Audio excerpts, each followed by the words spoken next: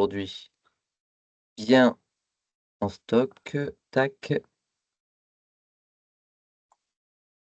Voilà, nickel. Et beh, écoutez, je crois que Face à l'inceste avait préparé beaucoup de choses. Juste pour celles et ceux qui sont pas adhérents au GEPSO parce que, bah, du coup, beaucoup de participants et participantes aujourd'hui, ont pu, avoir écho de notre événement, grâce, bah, du coup, à l'association Face à l'inceste. Pour, un petit rappel simplement de qui est le GEPSO et de notre association. Donc nous sommes une fédération qui représente, un peu plus de 250 établissements et services, sociaux et médico-sociaux partout en France, établissements et services publics. Donc nous sommes principalement présents dans le secteur de la protection de l'enfance et du handicap, mais nous avons également quelques établissements dans le champ du grand âge et de la grande précarité. Voilà, c'est un peu plus de 800 établissements et services, quand on compte donc pas ce qu'on appelle les établissements gestionnaires, côté GEPSO, et vous avez à peu près 52 000, personnes accompagnées par, les, personnes, et établissements que nous, représentons au niveau national. Donc dans le cadre de notre fédération, nous organisons régulièrement différents, webinaires et différents sujets pour, venir travailler sur différentes thématiques, qui font sens pour le secteur social et médico-social. Et qui sont, on va dire, un peu à l'avant-garde de différents sujets que l'on peut entendre et voir, naître, un peu partout, au sein du secteur et dans la société en général.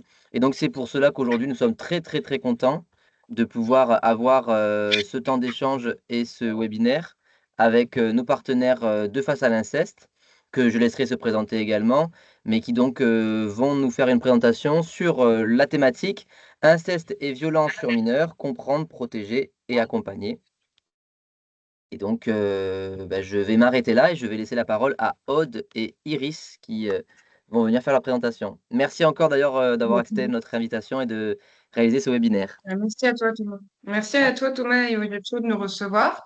On va commencer en se présentant. Donc, moi, je suis Aude Doumange, la chargée de plaidoyer de communication de Face à l'inceste. Moi, je suis Iris Anet, donc j'ai été recrutée il y a quelques mois pour concevoir des ressources de formation.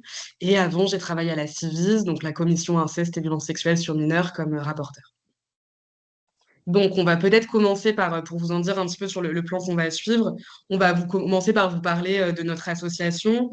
Ensuite, on va vous parler de ce que c'est que l'inceste. On va tenter de le définir ensemble, de penser ce que ça fait aussi aux enfants qui en sont victimes. Ensuite, on va se demander comment le repérer. Derrière, on va penser la question de la protection et on va finir par le sujet de l'accompagnement des enfants victimes dans votre pratique professionnelle. Et bien sûr, on prévoit un temps d'échange et de questions à la fin. Moi, je vais vous présenter l'association. Donc, Face à l'inceste a été créée dans les années 2000, suite en fait à la sortie d'Amnésie de nos deux fondatrices, qui, voilà, tout simplement en cherchant à se documenter sur le sujet de l'inceste, ne sont tombées à l'époque que sur des contenus pédocriminels et pornographiques. De là, s'en est suivi une vraie prise de conscience et la fondation donc de l'association Face à l'inceste, qui a pour objectif donc différentes missions qui sont soutenir, militer, informer. Donc, on va aller assez rapidement, mais soutenir, c'est par exemple, c'est pas tant. On a eu des groupes de parole jusqu'en 2018, mais maintenant, soutenir, on le propose, c'est-à-dire en recevant la parole des victimes et surtout en leur donnant l'aide qu'ils ont besoin sur le moment, comme par exemple les réorienter vers France Victimes. Militer, donc je vous développerai un peu après, c'est justement mon rôle de chargé de plaidoyer. Et informer, donc c'est à la fois la formation, par exemple, que nous sommes en train de faire, et aussi l'importance en fait de documenter le sujet de l'inceste. C'est-à-dire que l'association, depuis ses débuts, a à cœur de documenter, d'étudier, de sortir des chiffres sur le sujet de l'inceste. Et c'est d'ailleurs nos sondages Ipsos de 2023 et l'étude parents protecteurs et parents complices qu'on va évoquer d'ailleurs à la suite sur nos chiffres, qui ont permis d'arriver à ce chiffre de 1 Français sur 10, soit 3 enfants par classe. Donc nos combats, on milite activement en ce moment d'ailleurs sur l'imprescriptibilité des crimes d'inceste sur mineurs, puisqu'on considère pour plusieurs raisons qu'on pourra échanger, mais qui n'est malheureusement pas le lieu de la formation, qu'il est essentiel de laisser du temps au temps à ces victimes. Nous demandons aussi que le crime d'inceste ne soit pas l'objet de, je vous l'évoquerai plus tard, mais de plusieurs définitions en réalité dans le code. On demande aussi la protection immédiate de l'enfant et nos combats sont aussi de former les professionnels du secteur et toute personne à même de recevoir la parole de l'enfant et la recherche que je vous évoquais au niveau des chiffres et de la documentation. On va passer à la partie de définition et donc de présentation de ce que c'est que l'inceste, ce que c'est aussi dans l'écosystème, entre guillemets, des violences sexuelles sur mineurs. Et commençons d'abord par parler de ce que ce n'est pas que l'inceste. Ce qu'on nous a longtemps dit que c'était, ce que la science a longtemps considéré que c'était, et que ce n'est malheureusement pas. C'est-à-dire que ce n'est pas un fantasme. Alors ça, c'est la grande idée de Freud, et ce qui reste souvent chez beaucoup d'entre nous, c'est l'idée que l'inceste, c'est un fantasme oedipien qui vient de l'enfant. Or, en fait, quand on se penche sur les travaux de Freud, on se rend compte qu'en 1895, donc au début de son travail, quand il travaille sur l'hystérie, il constate que chez de très nombreuses de ses patientes, il y a des souvenirs, des cauchemars, des témoignages de viols incestueux, donc commis par un père, par un frère ou par un cousin. Et donc, il élabore à partir de ce constat empirique une théorie qui s'appelle la neurotica, selon laquelle la névrose hystérique serait un résultat de ce traumatisme infantile qu'est l'inceste. Il parle d'attentat, donc pour désigner le viol, et donc dit que l'hystérie est le résultat de cet attentat infantile. Et ce n'est que 2 ans plus tard, dans une lettre à un confrère qui s'appelle William Fless, excusez-moi, donc vous pouvez la retrouver sous le titre de Lettre à William Fless, que Freud explique renoncer à cette première théorie qui est la neurotica au nom de la théorie du complexe d'Oedipe. Pourquoi? Eh bien, tout simplement parce que Freud dit il n'est pas possible qu'autant de mes patients de la bonne société autrichienne, de ce monde éduqué qui est le nôtre, c'est pas possible donc que tant de ces jeunes filles aient été violées par leur père. Donc la seule explication, c'est qu'elles aient imaginé ces violences et ces abus. L'inceste, ce n'est pas non plus donc un interdit universel. Et ça, c'est ce que dira un demi-siècle plus tard. Donc, c'est cette idée que l'inceste est un interdit universel. C'est une théorie de l'anthropologue fameux Claude Lévi-Strauss, qui base là-dessus son ouvrage novateur de 1950, Les structures élémentaires de la parenté, dans le cadre duquel il écrit la prohibition de l'inceste constitue une règle qui, seule entre toutes les règles sociales, possède un caractère d'universalité. Voilà, donc il considère, Lévi-Strauss, que c'est parce que les êtres humains interdisent l'inceste que finalement ils se civilisent. C'est donc l'interdit de l'inceste qui marquerait le passage de la nature à la culture.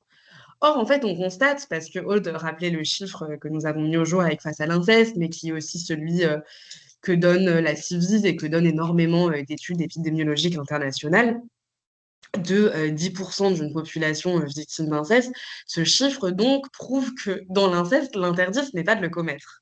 L'interdit, pour reprendre les termes de Dorothée Ducy, donc une anthropologue des années 2010 à 2015, pour le coup, l'inceste, dans l'inceste, l'interdit, ce n'est pas de le faire, c'est donc de le dire. C'est là qu'est le véritable tabou. Voilà, donc nous vous l'avons dit, l'inceste, ce n'est ni un fantasme infantile, n'en déplaise à Freud, ni un interdit universel, n'en déplaise à Lévi-Strauss, et donc nous allons vous dire maintenant ce que l'inceste c'est. Donc, l'inceste légalement a fait l'objet de ce qu'on appelle une surqualification, puisqu'en fait, il n'y a pas réellement de crime d'inceste. Alors, le mot inceste a été réintégré dans le code pénal en 2016, mais le crime d'inceste en lui-même n'existe pas. C'est une surqualification pénale, c'est-à-dire qu'il vient s'ajouter à un viol. Et depuis 2021, depuis la loi Billon, on a même à peu près 7 manières de qualifier l'infraction ou le crime d'inceste. L'inceste aussi, on le considère spécifique et double, c'est-à-dire qu'il a le crime sexuel qu'on le connaît, mais aussi le crime comment vous expliquer, du lien familial. C'est-à-dire que symboliquement, il vient complètement rompre la suite logique d'une famille, c'est-à-dire un père avec son enfant, mais aussi rompre la confiance que met l'enfant dans la personne qui est censée le protéger, dont l'État lui confère la protection de cet enfant, puisque le protecteur devient l'agresseur. Et à ce titre, c'est aussi un crime quotidien, puisqu'on sait qu'il n'arrive que très très rarement, qu'une seule fois et de manière épisodique. Il est régulier et il est instauré dans les habitudes de la famille. Et au-delà de ça, l'enfant, on constate qu'il n'a pas l'espace d'énonciation pour en parler, puisque comme ce que je vous évoquais au début, l'enfant n'ayant plus de parents protecteurs, n'ayant plus d'adultes référents à qui il peut aller se confier et libérer sa parole, va dans la grande majorité des cas, et c'est 50% des enfants victimes d'inceste qui en témoignent, opérer ce qu'on appelle donc de l'amnésie dissociative et enterrer en fait l'indicible qu'ils ont vécu. Pour continuer, l'inceste, donc là, ça reprend justement les chiffres du rapport de la civisme, mais aussi donc les études que je vous évoquais en début de visio. La grande majorité des incestes donc, sont perpétrés par un ascendant familial. Au niveau des oncles, beaux-pères et pères, c'est 95% des incestes. En fait, 95% donc tous les incesteurs sont nécessairement des ascendants familiaux, puisque c'est la caractéristique de l'inceste que d'être une violence sexuelle qui a lieu dans le cadre de la famille. Mais ce qu'il faut retenir, c'est que c'est toujours l'ascendant qui va agresser l'enfant. C'est-à-dire que c'est toujours quelqu'un qui est en position de domination. Cette domination, elle peut prendre deux formes. Ça peut être une domination de genre, puisque dans l'immense majorité des cas, 95% donc, les personnes qui commettent l'inceste sont de genre masculin, ce sont des oncles, des beaux-pères, des pères, des frères, le frère aîné ou le cousin, donc par ordre de fréquence. Mais quand c'est le frère aîné ou le cousin, donc c'est-à-dire même quand l'incesteur est également un mineur, également un enfant, ce qui est le cas dans 35% des cas, donc 35% des incestes sont commis par des mineurs, même dans ces cas-là, donc c'est un mineur qui est plus âgé que l'enfant victime. Donc, à la domination de genre qui a souvent lieu dans l'inceste, puisque 95% donc d'agresseurs hommes et 70% de victimes qui sont des petites filles, même s'il ne faut vraiment pas oublier ces 30% de garçons victimes, s'ajoute systématiquement, pour le coup, une domination d'âge. Il n'y a jamais d'inceste qui soit commis par un enfant plus jeune que la victime ou par quelqu'un donc plus jeune que la victime. Rappelons également que dans 5% des cas, néanmoins, et c'est important de ne pas l'oublier, l'inceste est commis par une femme, dans l'immense majorité des cas, la mère. Donc maintenant, penchons-nous sur la réalité des victimes. Donc, comme le disait Iris, c'est 70% des victimes sont des petites filles et 30% des garçons. Et nous sommes aussi arrivés à ce chiffre que plus de 80% des victimes avaient moins de 10 ans lors de la commission du premier acte.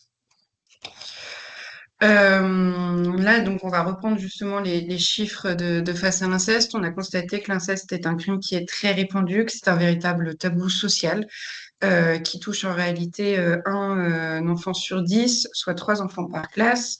Et ça nous mène à peu près à 7,4 millions de Français qui ont été ou qui auraient été victimes d'inceste. Et rappelons aussi que les violences sexuelles sur mineurs, donc les chiffres varie un petit peu selon ce qu'on inclut dedans, mais quand on parle de violences sexuelles sur mineurs, généralement, on tourne autour de 11 à 12% de la population au total qui est victime. Mais dans 80%, excusez-moi, des cas, quand il y a de la violence sexuelle sur mineurs, cette violence sexuelle, elle se déroule dans le cadre de la famille. Donc 80% des actes pédocriminels sont en fait des actes d'inceste. Et donc concrètement, l'inceste, qu'est-ce que c'est? Donc c'est évidemment le crime physique, viol et agression qu'on développe depuis tout à l'heure, mais aussi c'est une violence sexuelle dans le sens où elle peut être morale. C'est-à-dire qu'on a rarement vu aussi des situations de crimes d'inceste arriver sans que au préalable, il y ait un crime incestuel ou du nursing pathologique qui soit installé et instauré au sein de la famille. Donc, le climat incestuel, c'est par exemple qu'à partir de plus de 6-7 ans de l'enfant, les parents rentrent dans la salle de bain où l'enfant est nu et prend sa douche, qu'il y a des rapports à la nudité où il n'y a pas réellement de limite, qu'il y ait, par exemple, aussi des bisous sur la bouche. Enfin, le climat incestuel, c'est tout ce climat où, en fait, les limites du corps de l'enfant sont floutées et sont floutées de manière assez perverse, puisque c'est le parent, en fait, qui pose la limite floue, et donc l'enfant, en réalité, fait confiance aux parents et n'a certainement pas la maturité nécessaire pour comprendre que la limite a été dépassée et qu'elle est floue. Le nursing pathologique, c'est un tout petit peu différent. C'est le moment où, en fait, les parents ou l'agresseur va avoir la responsabilité d'apporter des soins à l'enfant et va en profiter pour commettre de la violence incestueuse. Tu me complètes, Elsa. C'est ça. Voilà, donc l'inceste, c'est aussi un événement traumatique particulièrement grave. Qu'est-ce que c'est qu'un événement traumatique? Eh bien, c'est, pour vous reprendre la définition qui fait loi en psychiatrie, c'est un phénomène d'effraction du psychisme et de débordement de ses défenses. Dans le DSM-5, donc, qui est l'ouvrage de référence américain en psychiatrie, on compte parmi les événements traumatogènes, donc à même de créer un trauma, la mort, la menace de mort, une blessure physique et les violences sexuelles. Excusez-moi, je crois qu'il y a un micro qui est ouvert. Si vous pouviez le fermer, ce serait super. Merci beaucoup. Je termine avec le président du CBS, parce que c'est assez... Excusez-moi, je vous entends beaucoup. S'il était possible de fermer le micro, ce serait chouette. Merci. Donc, l'inceste est un événement traumatique. Et qu'est-ce que ça fait, en fait, un événement traumatique? C'est un événement qui est tellement facteur de stress pour le cerveau que le cerveau va surcharger et va se mettre comme en hibernation pour se protéger, en fait. Il va entrer en état de veille. Cette veille, elle prend deux formes, elle a deux conséquences. C'est la sidération. Tout d'abord, la sidération, c'est le cerveau qui gèle, donc, et la victime qui se voit incapable de penser, de réagir, de bouger, de se défendre ou de fuir. Et c'est pour ça que très souvent, en fait, on a des victimes qui se laissent, entre guillemets, faire, pas du tout parce qu'elles sont consentantes, mais tout simplement parce qu'elles sont donc en état de sidération en raison de la dimension traumatique de ce qui est en train de se passer. Cette sidération, elle peut également prendre une forme qu'on appelle la dissociation. Et ça, c'est un sentiment chez la victime de ne pas être là, un sentiment d'extériorité à elle-même, parce que le cerveau, donc pour se protéger encore une fois, met en place une anesthésie physique et psychique. Donc là, on a des victimes qui nous disent avoir eu l'impression de voir la scène de l'extérieur, ou de très haut, de très loin. Comme si c'était faux, comme si ça arrivait à quelqu'un d'autre. Et cette dissociation, donc, peut également changer la perception du temps et de l'espace. Et pourquoi on vous dit ça? Parce que notamment, c'est à prendre en compte ça quand on a des récits de victimes qui parfois sont un peu elliptiques, semblent un peu étranges. C'est pas pour autant que c'est un mensonge, c'est simplement parfois un résultat donc de ces états de conscience modifiés que sont la sidération et la dissociation qui arrivent systématiquement dans les cas d'inceste ou de violence sexuelle sur mineurs. Et l'inceste est donc un événement traumatique, oui, mais un événement traumatique qui est plus grave que d'autres, en fait. Muriel Salmona, qui est donc une des psychiatres les plus spécialisées, les plus reconnues sur ces questions-là, explique qu'en fait, on trouve des symptômes plus graves chez des enfants victimes d'inceste que, par exemple, chez des soldats revenant du front. Et pourquoi? Eh bien, pourquoi? Parce que quatre choses. Tout d'abord, les faits sont d'une nature particulièrement violente. Une violence sexuelle, c'est une infraction dans l'intimité de la personne, dans le corps, qui plus est d'un enfant. Également parce que la victime est très jeune et a donc encore moins d'armes pour comprendre ce qui lui arrive, pour s'en protéger également. Troisième facteur aggravant, c'est la répétition des faits. Donc, Aude vous le disait tout à l'heure, la spécificité de l'inceste, c'est que l'enfant est souvent remis en cause en contact avec son agresseur, ce qui fait que soit les faits se reproduisent, soit l'enfant a peur que les faits se reproduisent, ce qui vient donc aggraver le trauma. Et enfin, il y a cette dimension de trahison du lien à l'agresseur et aussi de persistance d'un conflit de loyauté parce que l'agresseur est aussi généralement, par ailleurs, un être qu'on aime, un proche et un proche supposément protecteur. Donc, quatre facteurs qui aggravent le trauma et qui créent ce qu'on appelle un psychotrauma complexe chez l'enfant, puis chez l'adulte qu'il devient, puisque le psychotrauma complexe est très grave et ne disparaît pas comme ça en l'absence de soins.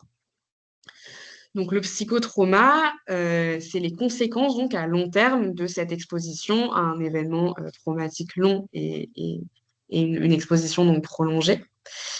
Et ils ont 5 symptômes, ces psychotraumas complexes. Donc, d'abord, les reviviscences. Qu'est-ce que c'est qu'une reviviscence? C'est en fait un flashback, c'est-à-dire que le cerveau va avoir l'impression qu'on revit les abus. C'est pas simplement un souvenir, hein, c'est vraiment comme si on était à nouveau dans la scène.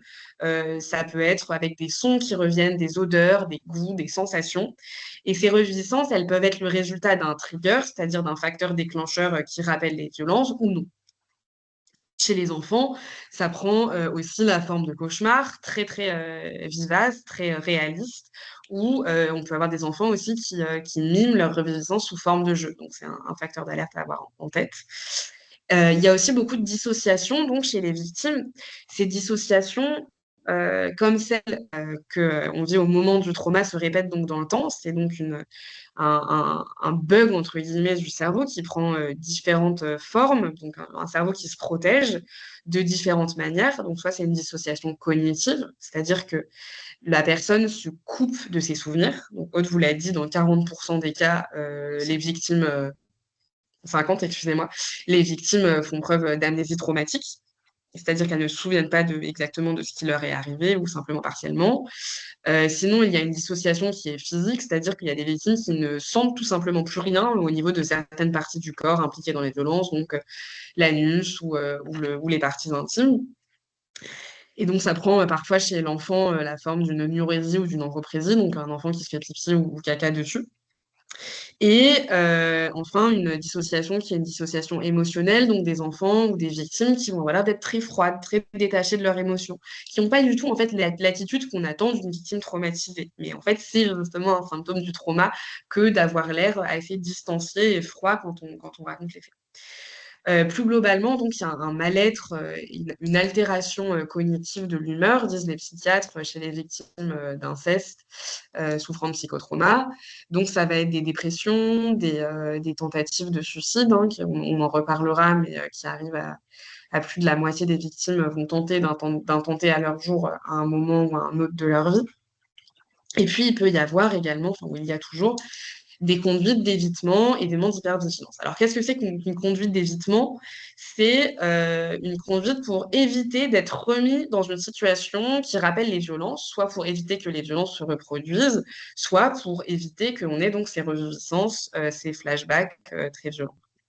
Ces conduites d'évitement, ça peut être par exemple un enfant qui refuse de se laver parce que l'inceste s'est déroulé au moment du bain ou de la douche, ou un enfant qui refuse de se déshabiller, un enfant qui refuse d'aller chez le médecin.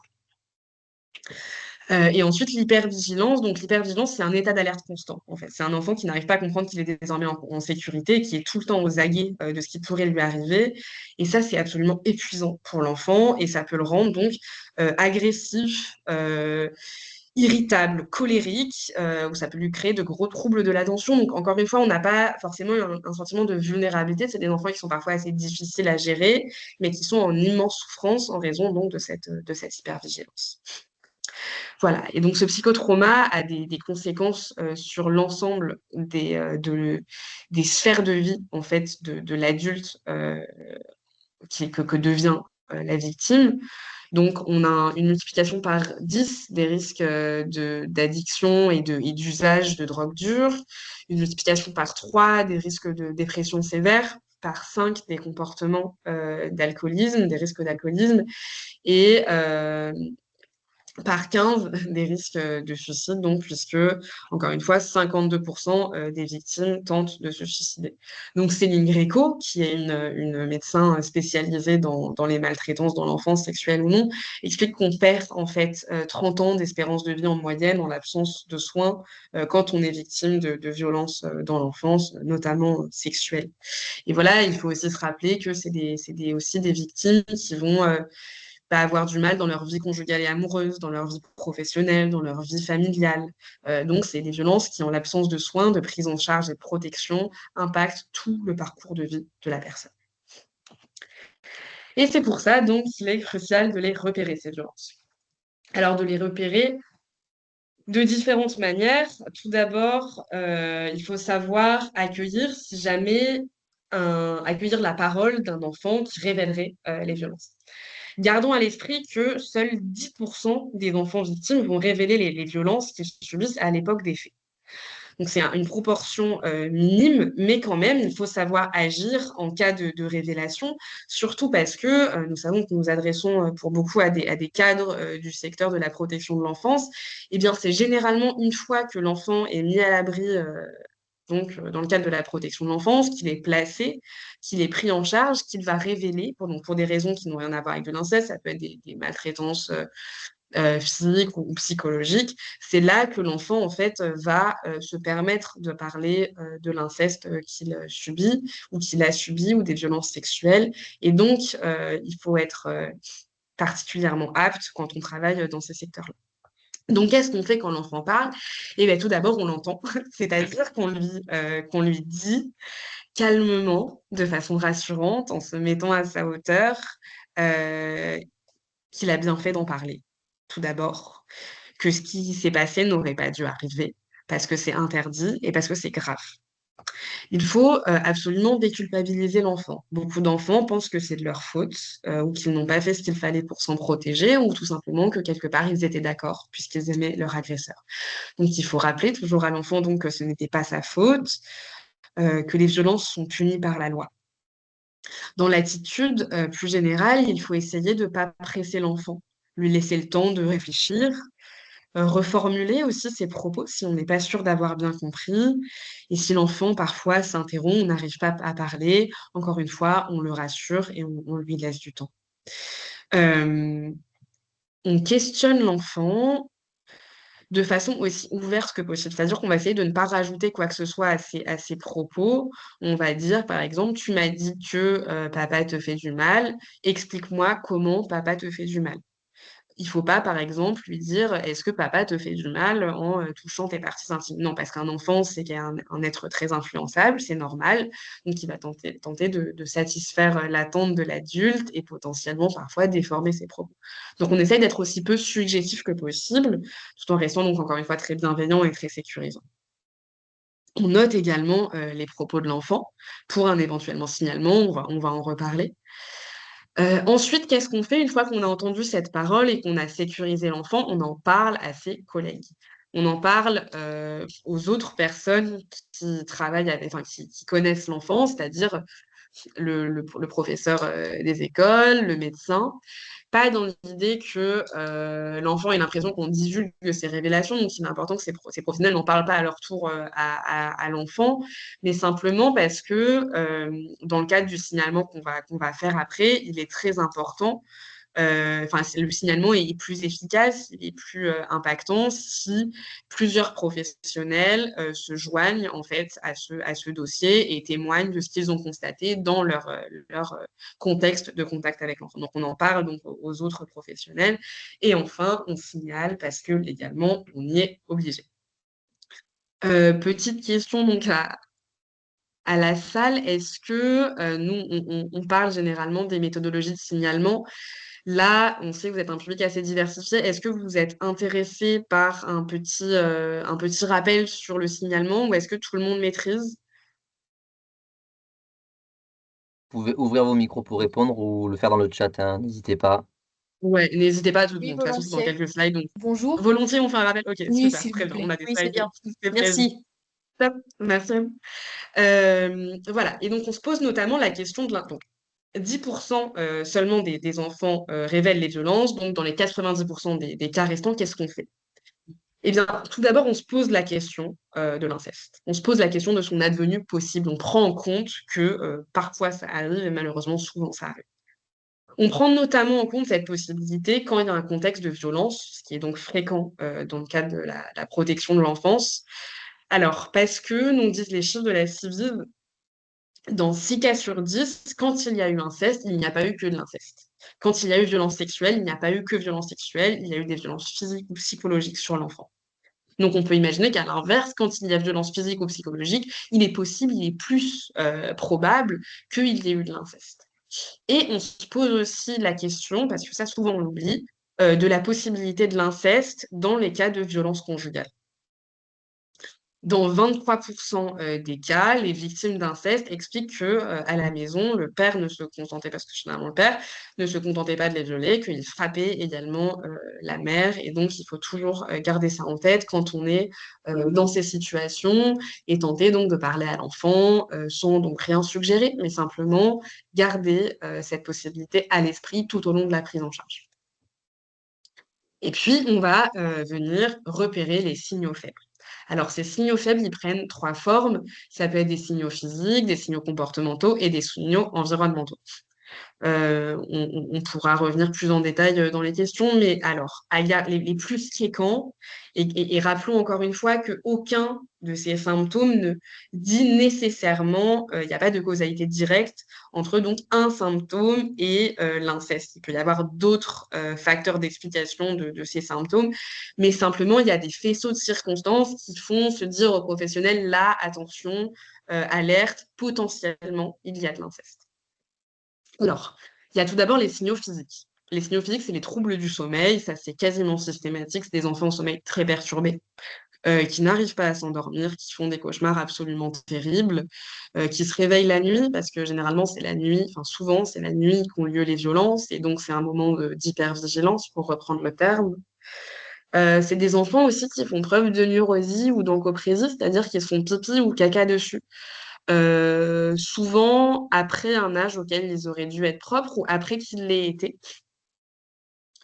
C'est des enfants qui ont du mal à s'asseoir parce qu'ils ont mal aux fesses ou aux parties intimes et qui donc, par exemple, vont se mettre souvent à genoux ou vont éviter donc de s'asseoir sur leurs fesses. C'est des enfants qui vont avoir des démangeaisons génitales ou avoir des infections étrange et un petit peu inquiétante. Puis il y a d'autres signes qui sont en fait moins évidents parce qu'encore une fois, rappelons-le, l'inceste, c'est pas que des viols, c'est pas que des pénétrations anales ou vaginales, c'est aussi des fellations imposées. Excusez-moi de parler de façon un peu crue, il est 9h49 du matin, mais disons les choses. C'est aussi un climat donc incestuel, du nursing pathologique. Donc, il n'y a pas toujours des symptômes physiques, hein, et ça, il faut le garder en tête parce que c'est pas parce qu'un enfant n'a pas, par exemple, des lésions anales ou vaginales qu'il n'a pas été incesté, hein. Mais donc, dans les autres signaux physiques moins évidents, on compte donc, par exemple, les troubles alimentaires. Des enfants qui prennent ou perdent énormément de poids d'un coup parce que c'est une manière pour eux de se protéger ou de dire que quelque chose ne va pas. C'est des enfants aussi qui ont des maux de ventre très violents et très récurrents. Euh, voilà. Donc encore une fois, c'est pas parce qu'on a mal au ventre qu'on est victime d'inceste, mais il y a un tableau clinique qui peut être facteur d'inquiétude. Souvent, ces symptômes physiques vont de pair avec des signaux comportementaux. Alors, ces signaux, ça va être des comportements sexuels problématiques, c'est-à-dire inadaptés à l'âge de l'enfant, à son développement sexuel normal. L'idée, c'est pas du tout de dire que c'est problématique qu'un enfant ait un intérêt pour la sexualité. Non, l'idée, c'est de dire que si un enfant à 5 ans mime une fellation, théoriquement, il ne l'a pas trouvé tout seul. Ça vient d'ailleurs. Pareil, si un enfant mime ou tend à reproduire des gestes assez sexuels sur d'autres enfants, notamment plus jeunes, c'est pas parce que l'enfant est pervers ou qu'il est méchant, encore une fois, c'est probablement qu'il est lui-même victime. Par ailleurs, on a des symptômes qui sont des troubles du comportement. Donc, encore une fois, des enfants qui peuvent être très, très agités, un peu durs à prendre en charge et mais tout simplement parce qu'ils sont en grande souffrance, mais qui n'ont pas, encore une fois, et ça, et c'est important de le rappeler, cette image de victime qu'on a d'habitude, c'est des enfants qui sont très actifs, qui peuvent être aussi en grande demande d'attention, qui prennent beaucoup de place parce qu'ils ont besoin qu'on les voit, ils ont besoin qu'on les entende. C'est des enfants aussi qui ont souvent des troubles de l'attachement. Alors ça peut prendre deux formes. Soit ils ont beaucoup de mal à faire confiance, soit au contraire, ils sont extrêmement fusionnels avec l'adulte. Les deux existent. Des difficultés de socialisation aussi. On- C'est-à-dire des enfants qui vont être systématiquement soit en posture de dominer, soit en posture de dominant par rapport aux autres enfants. Des enfants systématiquement harcelés, ou souvent harceleurs, hein, parce que ça arrive aussi, encore une fois, que l'enfant reproduise la domination qu'il subit à la maison sur d'autres enfants, parce qu'on lui a appris qu'en fait, c'est comme ça qu'on faisait. C'est comme ça qu'on faisait du lien, c'est comme ça qu'on vivait, en fait, entre individus. Il y a également des enfants qui ou désinvestissent complètement la sphère scolaire. Donc, encore une fois, il faut s'inquiéter en cas de chute de notes ou même, en fait, nous, les enfants sont très, très concentrés ou accordent énormément d'importance à l'école parce que c'est l'endroit où, en fait, ils sont à l'abri. Mais toujours encore se poser la question quand il y a un changement brutal dans le comportement de l'enfant. Des enfants également qui ont des difficultés de concentration, donc encore une fois en raison de l'hypervigilance ou de l'épuisement. Hein, c'est dur quand on est tout le temps en état d'alerte, en train de se demander comment se protéger, de se focaliser sur l'école. Et puis enfin, souvent chez les enfants les plus jeunes, il y a quand même des signes dans les jeux ou dans les dessins de choses très violentes. Et les enfants parlent aussi comme ça, notamment quand ils n'ont pas de mots de lexique, en fait, pour dire ce qui leur arrive, ils le signifient autrement. Donc, encore une fois, les enfants parlent toujours d'une façon ou d'une autre, donc que ce soit dans leurs mots MAUX physiques ou dans leurs attitudes, c'est à nous de savoir les entendre quand ils ne disent pas clairement les choses, ce qui est le cas donc dans 90% des cas. Et puis enfin, il y a des signaux environnementaux aussi qui doivent poser question. Donc des parents qui sont très négligents ou indifférents à l'égard de l'enfant, ou au contraire des parents extrêmement intrusifs, omniprésents, qui refusent de laisser le professionnel seul avec l'enfant, qui sont tout le temps en contact physique avec l'enfant. Des parents aussi qui dénigrent l'enfant et qui le traitent de menteur, hein, parce que c'est généralement ce qu'on va faire quand on a peur de ce qu'il peut dire, c'est de décrédibiliser sa parole avant même qu'elle arrive. Encore une fois, être vigilant dans les contextes de violence, donc ça j'en ai déjà parlé, je vais pas revenir dessus. Et puis, il y a aussi des signes assez récurrents qui sont l'absence d'espace d'intimité de l'enfant, donc des enfants qui n'ont pas de chambre, qui dorment avec les parents dans le lit. Bien sûr, il y a des fois où ça arrive par nécessité économique, mais il y a aussi des fois où ça arrive sans raison apparente et où l'enfant, par exemple, il n'y a pas de porte dans la salle de bain ou dans les toilettes, où l'enfant n'a jamais d'intimité. L'enfant est très souvent nu. Voilà. Une absence de suivi médical de l'enfant aussi, ça se voit sur le carnet de santé parfois, ou quand il n'y a pas de vaccination, pas de rappel, pas de médecin traitant, c'est un signal d'alerte parce que c'est aussi des parents qui ne veulent pas qu'on constate d'éventuelles maltraitances. Et puis, dans les cas les plus graves, entre guillemets, ou en tout cas les plus visibles. On a aussi des familles avec des déménagements successifs inexpliqués parce que, en fait, tout simplement, il y a eu un signalement. Et ben, vous le savez encore mieux que nous, la protection de l'enfance est une compétence départementale. Donc, souvent, les parents déménagent, changent de département. Et en fait, parce que la protection de l'enfance est dans l'état dans lequel elle est actuellement, il n'y a pas de suivi de dossier. Donc, les poursuites sont, entre guillemets, mises en pause. Enfin, en tout cas, le nouveau département n'est pas au courant des signalements. Voilà. Alors, maintenant qu'on a su repérer, encore faut-il savoir ce qu'on fait une fois qu'on a repéré éventuellement de potentiels signaux de violence. Eh bien, on signale. On signale parce que c'est légalement obligatoire. Hein. Le signalement n'est pas une décision, n'est pas un choix, c'est une obligation légale. C'est une obligation légale, même, je le répète, parce que souvent on oublie quand on est soumis au secret professionnel. Je vais citer là tout simplement le site, je crois, du ministère de la Santé et des Solidarités et de la Santé, par exemple, pardon, qui dit que le professionnel est délié du secret professionnel au regard de la gravité des enjeux de protection de l'enfance.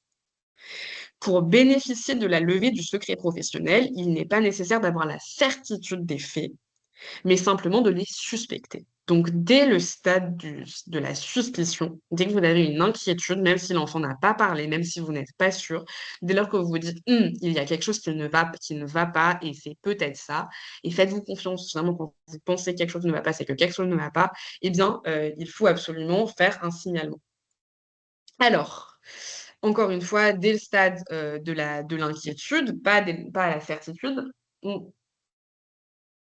tout simplement parce que votre travail n'est pas d'enquêter. Votre travail n'est pas de vous assurer que les faits sont avérés, qu'il y a vraiment des violences sexuelles. Non. Ça, c'est le travail de la police. Et la police, elle ne peut intervenir justement que si on lui signale les faits. Donc vous arrivez à ce stade-là, et l'idée n'est pas de dire il y a de l'inceste, l'idée est de dire je m'inquiète pour X et Y raison, et donc, s'il vous plaît, allez enquêter. C'est tout, on n'accuse personne. Un signalement n'est pas un dépôt de plainte contre quelqu'un, c'est simplement attirer l'attention du procureur sur une potentielle situation de danger d'un enfant. Voilà, et alors, encore une fois, je me rappelle, on fait un signalement, on ne fait pas une information préoccupante.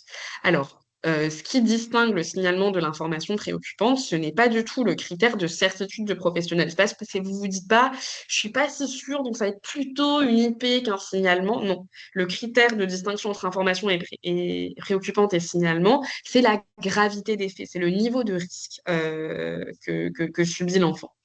Or, dans les cas d'inceste, le niveau de risque, il est élevé et il est immédiat parce que l'enfant retourne donc tous les jours dans le contexte dans lequel il a été agressé, c'est-à-dire la famille. Et puis le signalement a aussi deux avantages sur l'information préoccupante. Bah, déjà, ça va plus vite parce qu'une IP, rappelons-le, c'est 3 mois d'enquête. 3 mois pour un enfant qui subit de l'inceste, c'est très long. Et puis, surtout dans le cas du signalement, vous n'êtes pas du tout obligé d'informer la famille que vous avez signalé. Et donc, le problème, c'est que si vous informez la famille, dans plusieurs cas, quand ce sont les parents qui sont à l'origine des violences, mais même quand c'est un autre mineur, parce qu'il faut comprendre les parents, quand vous apprenez que l'un de vos enfants agresse votre enfant, vous avez des conflits de loyauté. Donc, si vous informez les parents, potentiellement, il peut y avoir des pressions sur l'enfant victime pour qu'il ne répète pas ce qui lui est arrivé, pour qu'il se taise. Et ça, c'est extrêmement violent. Donc, pour ne pas mettre l'enfant dans cette situation, il faut signaler sans nécessairement, après ça dépend des cas, mais informer la famille et très fréquemment sans informer la famille en n'informant pas la famille. Voilà, donc comment on signale? Eh bien, tout simplement, on écrit au procureur. Mais on n'oublie pas de mettre une copie à la CRIP, donc il y a la cellule de recueil des informations préoccupantes, même si c'est un signalement, hein, pas une information préoccupante. Et puis, le mieux, surtout dans les cas d'inceste avec un danger immédiat, c'est donc de doubler cet écrit d'un appel au parquet des mineurs qui dit écoutez, je vous signale des faits, je suis vraiment inquiet. Et puis ça va généralement, parce qu'on est tous humains, hein, accélérer les délais, ça met ça donne en fait du corps au signalement parce que ça incarne un petit peu le propos.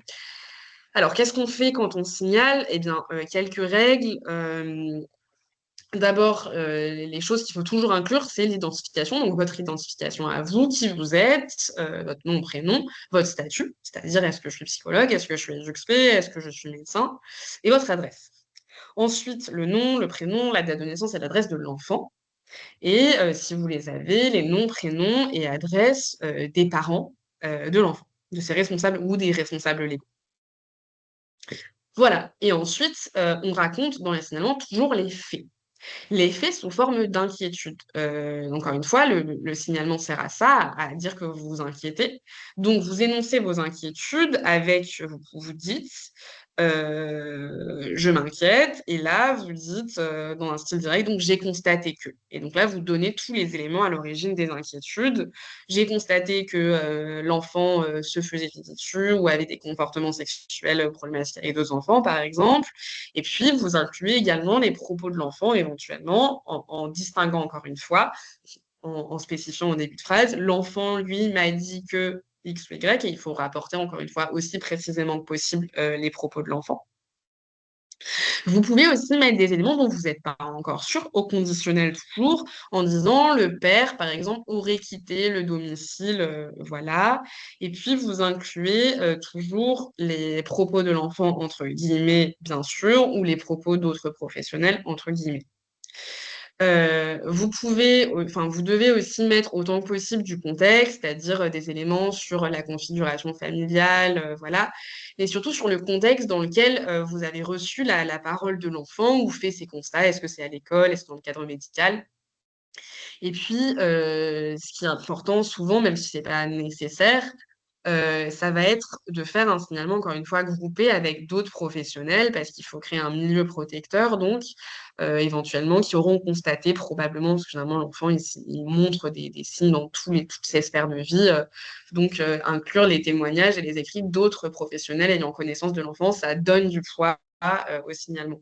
Vous pouvez aussi, s'il y en a, inclure joindre à l'écrit des dessins ou des écrits de l'enfant qui vous semblent inquiétants.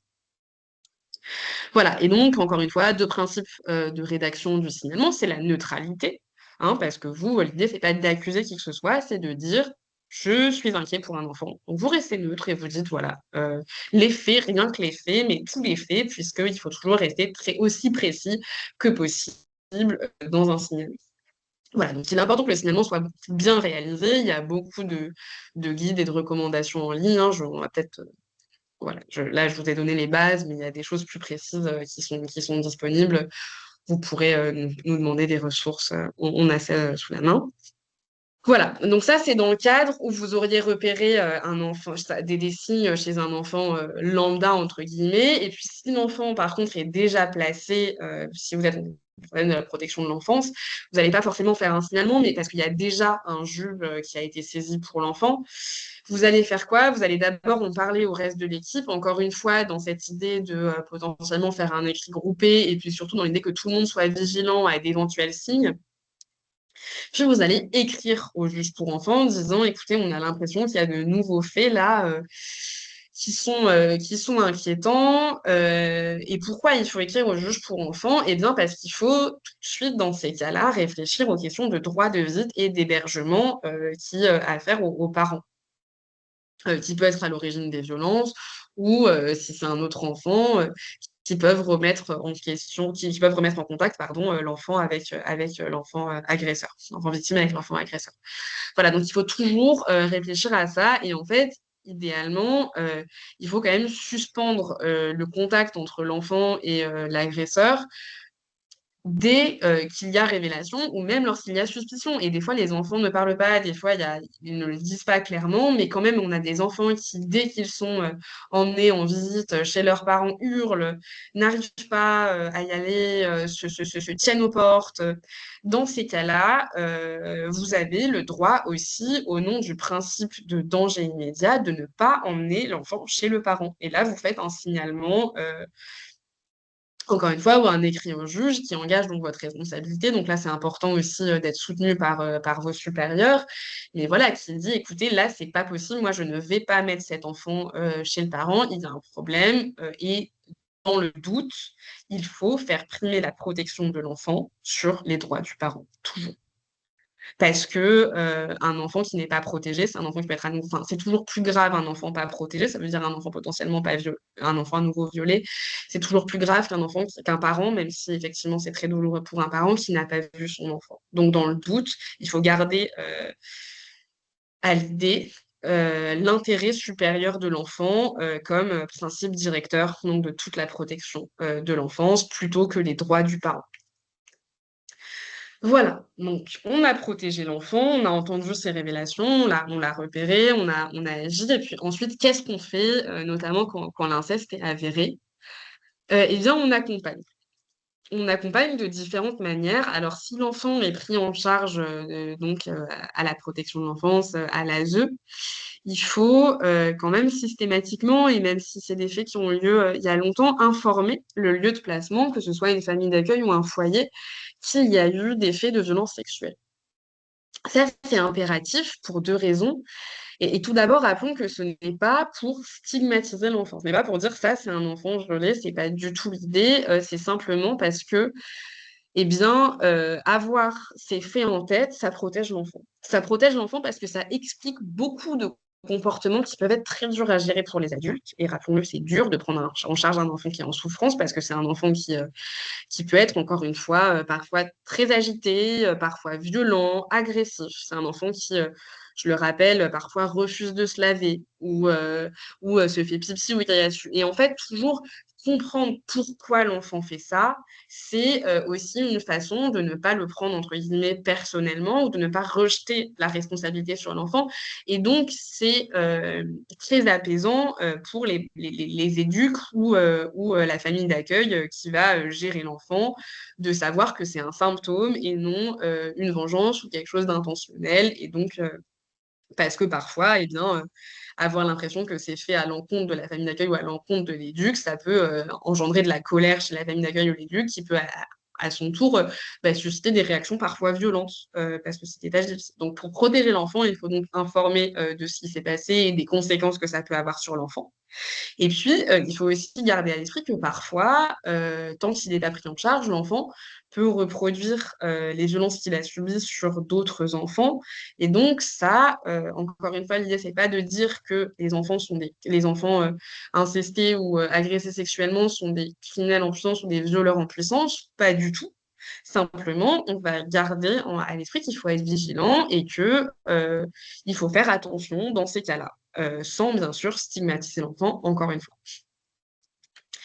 On va, deuxième impératif, donner accès toujours, s'il vous plaît, à des soins psychologiques. Pour deux raisons. Pour permettre un mieux-être. Rappelons que l'inceste et les violences sexuelles, c'est extrêmement grave. On l'a dit, c'est un événement psychotraumatique très grave, mais c'est pas une fatalité. Un enfant qui est correctement pris en charge, un enfant qui tout d'abord est cru, qui ensuite est protégé, une fois qui est entendu dans sa parole et qui ensuite est protégé, dont la parole est suivie d'action. Il y a un enfant qui bénéficie de soins et un enfant qui se remet bien. Et c'est un enfant qui donne un adulte qui va bien. Et c'est possible. C'est possible, mais simplement, il faut donner une chance à cet enfant. Et donc, pour ça, il faut s'assurer qu'il y a un accompagnement psychologique. On reviendra sur les modalités après. Donc, il y a un mieux-être que permettent les soins psy. Et puis, c'est aussi une façon de couper court au cycle de l'inceste et des violences sexuelles sur mineurs. Parce que un enfant qui n'est pas pris en charge donne parfois un adulte qui va à son tour devenir un agresseur ou un enfant qui également reproduit sur d'autres enfants. Donc, c'est à la fois améliorer la santé de l'enfant et protéger les autres que de s'assurer qu'il y a un suivi psy pour l'enfant victime. Alors, comment on fait pour qu'il y ait un suivi psy? Et comment on fait ce suivi psy? Alors là, je vous ai reproduit le parcours de soins que préconise la Civise. Alors encore une fois, c'est dans un monde idéal, on a bien conscience que vous avez des moyens limités, que c'est pas toujours facile. Mais dans l'idée, il faudrait que ce suivi soit assuré par un psy qui soit formé aux questions de l'inceste et des violences sexuelles sur mineurs, ce qui n'est pas le cas de tout le monde. Et c'est normal. Mais donc, autant que possible, essayer d'assurer un suivi donc par un pro qui est formé, qui est spécialisé et qui va suivre donc les 4 étapes nécessaires. C'est-à-dire d'abord, on va entrer dans une phase d'évaluation de l'enfant, de 1 à 3 séances pour voir comment il va, où il en est. Et ensuite, 10 à 12 séances, on va stabiliser, on va créer un lien de confiance avec l'enfant. Et c'est que une fois que donc cette quinzaine de séances préliminaires ont été établies, ont été effectuées, pardon, qu'on va vraiment pouvoir entrer dans le dur, entre guillemets, des soins du psychotrauma, qui sont des thérapies telles que la thérapie cognitive et comportementale, le MDR, donc avec les mouvements des yeux qui sont en fait à chaque fois des thérapies qui permettent à l'enfant ou à l'adulte de replonger dans les souvenirs traumatiques et en fait de prouver au cerveau que là, c'est bon, c'est fini, ça appartient au passé et on est protégé. Mais c'est des soins qui sont très efficaces, mais qui sont souvent assez demandeurs en énergie, qui peuvent être assez durs à vivre. Donc, il faut toujours qu'il y ait eu ces séances avant de rentrer dans ces soins-là. Il faut qu'il y ait eu donc 15 séances d'évaluation et de stabilisation et que ensuite, excusez-moi, après les soins psychotraumatiques, il y ait des séances de consolidation de l'enfant, un peu de psychothérapie de soutien pour s'assurer qu'on ne le lâche pas non plus dans la nature avec donc ces soins psychotraumatiques qui peuvent beaucoup remuer l'enfant. Voilà. Comment s'assurer d'une prise en charge des soins quand on a des moyens limités? Eh bien, en ayant recours au dispositif ALD, c'est-à-dire le dispositif affection longue durée. Donc ça, on a très rarement connaissance, mais en fait, c'est prévu par la sécurité sociale qu'au nom d'une affection longue durée, parmi lesquelles on peut avoir le psychotrauma, donc que suscite nécessairement l'inceste ou les violences sexuelles sur mineurs, eh bien, on a droit à une prise en charge à long terme, en fait, de tous les soins. Donc, comment on obtient ce dispositif? Eh bien, en demandant au médecin traitant de demander ça à la sécurité sociale. Vraiment, il n'y a pas besoin de justifier, il suffit de dire que le médecin me dise je demande au nom du psychotrauma que je constate chez l'enfant victime un recours au dispositif affection longue durée. Ça permet un remboursement en fait par la sécurité sociale des soins psy et physiques relatifs, pris en charge malheureusement, et relatifs à l'affection. Et enfin, excusez-moi, j'ai pas de slide sur le sujet, mais toujours dans la question de l'accompagnement, on garde aussi en tête qu'il faut être particulièrement vigilant à plusieurs choses quand on a un enfant qui a été victime d'inceste ou de violence sexuelle. Il faut être très vigilant sur la question de la prostitution. C'est des enfants et notamment des filles qui sont particulièrement vulnérables au proxénète, au réseau de proxénétisme qui souvent vont à la chasse, entre guillemets, devant les lieux de protection de l'enfance. Donc faire attention aux conduites prostitutionnelles et puis aussi garder à l'esprit que c'est pas, enfin, qu'un enfant victime aussi, c'est pas forcé. Enfin, c'est aussi des enfants, des fois, ou des adolescents après, qui ont des conduites à risque, c'est-à-dire qui vont se mettre en danger parce qu'ils sont en souffrance et qui vont être des enfants qui vont avoir recours à des drogues, qui vont beaucoup fuguer, qui vont se mettre en danger de diverses manières, donc aussi avec de la prostitution, des conduites sexuelles à risque. Et donc, encore une fois, ne pas culpabiliser le mineur, l'adolescent, la victime, quand il y a ces comportements, les considérer non pas comme des comportements qui prouvent que l'enfant enfin, que l'adolescent a de mauvaises intentions, mais simplement savoir que c'est un symptôme, en fait, de ce qu'il ou elle a vécu. Chez les enfants, donc particulièrement vulnérables pour la prostitution, pour la toxicomanie, les conduites à risque. On a des enfants qui commencent extrêmement jeunes, donc à se droguer à 9-10 ans, à se droguer ou à fumer ou à boire, voilà. Et donc, il faut savoir que c'est aussi une façon pour eux de gérer le trauma et que sans soins psy, eh bien, ils n'ont pas d'autre choix que de recourir à ces méthodes.